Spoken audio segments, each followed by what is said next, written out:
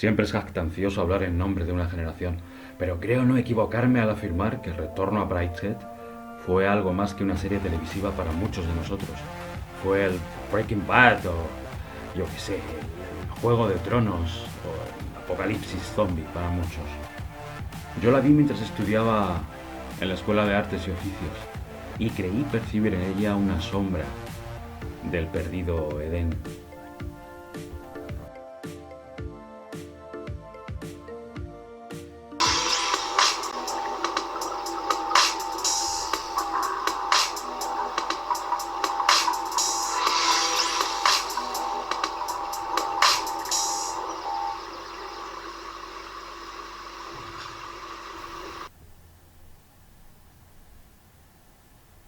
Corría el año 1982 y la movida reinaba en las noches de Madrid.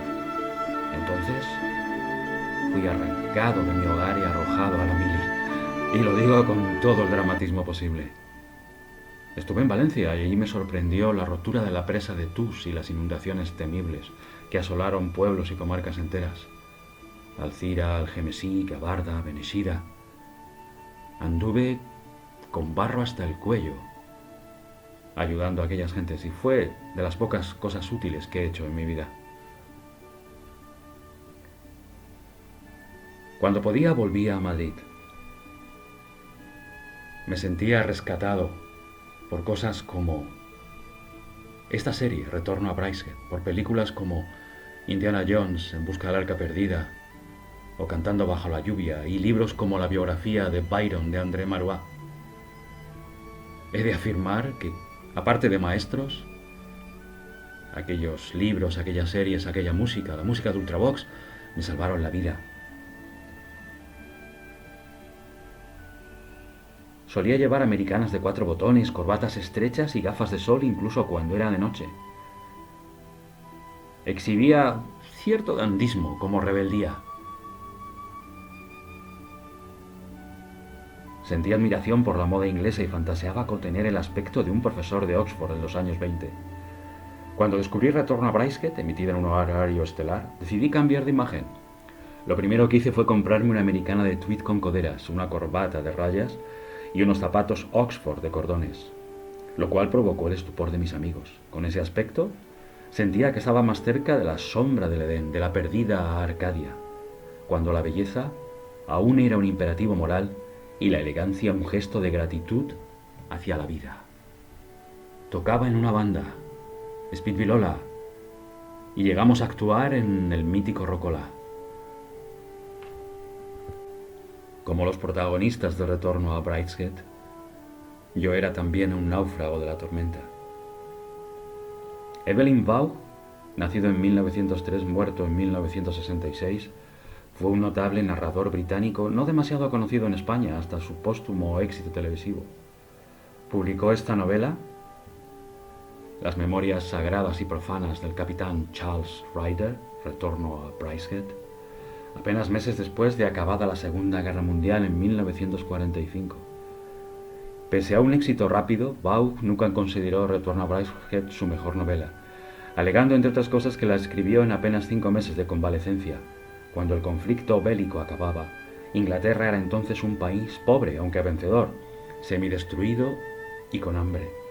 Y ello le llevó a Waugh, según más tarde confesión propia, a trazar una novela nostálgica y romántica. Él, que casi siempre era irónico e incluso incisivo, recordando el esplendor en los años 20 de las casas solariegas y las decadentes familias de una aristocracia lánguida.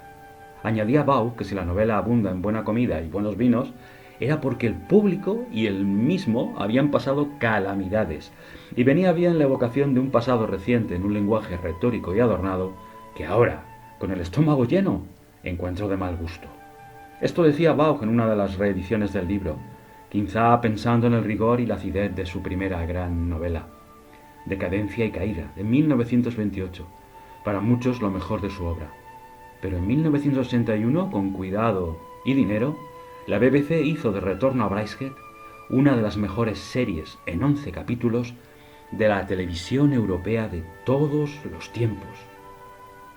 Muchos aún la recordamos, su exquisitez, su desvaído romanticismo, su ambigüedad, Fue dirigida por Charles Sturridge y contaba con actores de solera como Laurence Olivier o John Gielgud, además de consagrar al inicial Jeremy Irons, entre otros.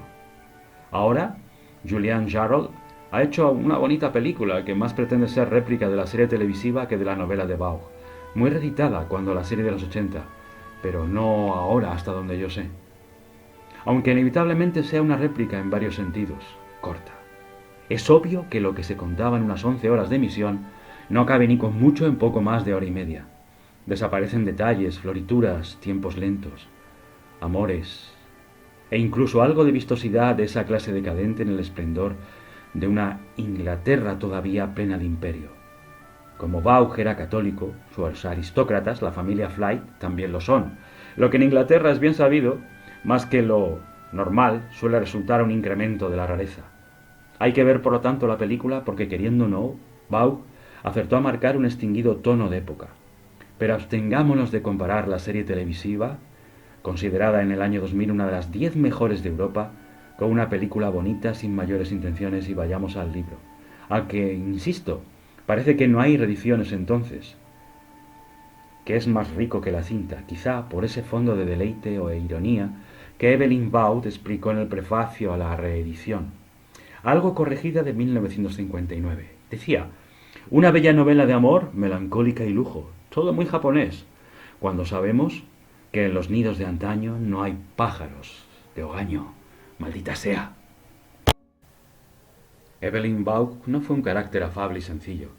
Tras abandonar Oxford, intentó suicidarse nadando en el mar hasta agotar sus fuerzas, pero no llegó a ahogarse. Las medusas se ensañaron con él, obligándole a salir del agua. Su tentativa de suicidio se saldó con una bufonada.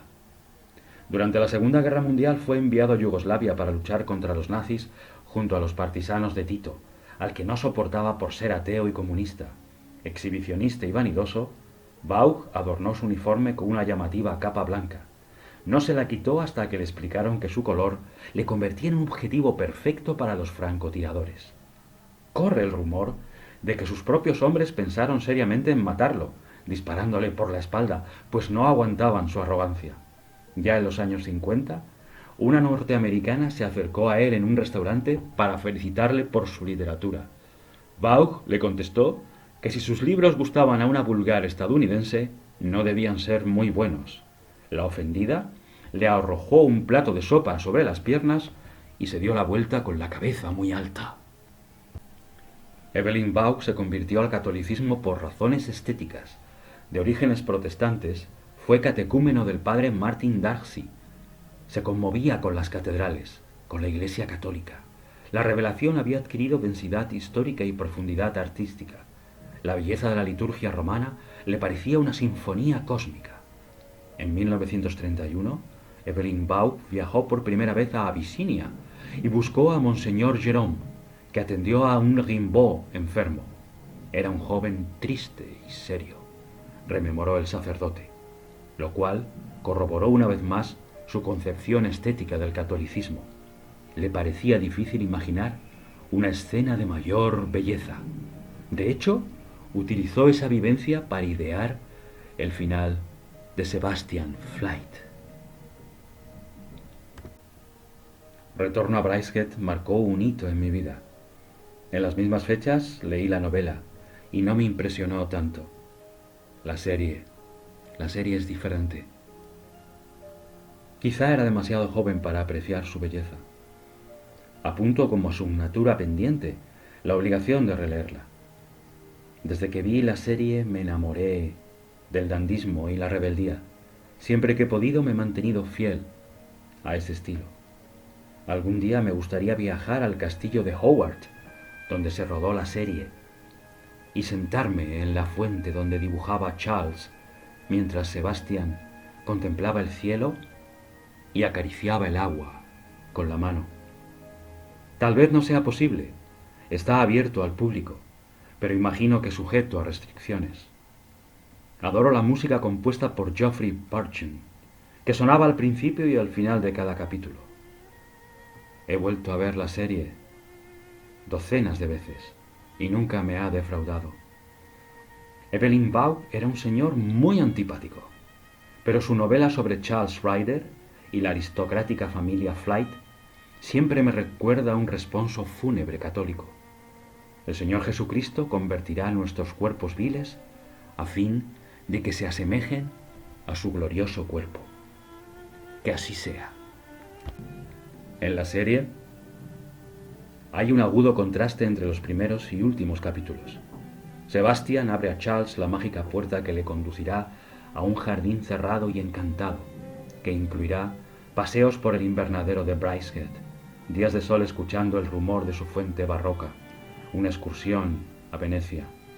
Todo ese esplendor contrasta poderosamente con la renuncia de Julia al amor de Charles, la vocación religiosa de Cordelia, la redención de Sebastian, que acaba sus días como humilde portero de un convento, y la recepción del sacramento de la extrema unción por Lord Marchmain, que se persigna mientras agoniza, acogiéndose a la iglesia que toda su vida había rechazado. La intención de Vaughan era que su novela mostrara la intervención de la gracia divina sobre un grupo de personajes diversos pero estrechamente relacionados. No está de más señalar que Retorno a Brideshead se subtitula Memorias sagradas y profanas del capitán Charles Ryder, como dije anteriormente. Evelyn Waugh explicó que su intención era destacar el acto de amor unilateral e inmerecido por el que Dios llama a las almas continuamente hacia sí. Ese milagro se hacía particularmente visible mediante el punto de vista de Charles, cuya resistencia a aceptar el don de la fe le acarrea una hiriente soledad.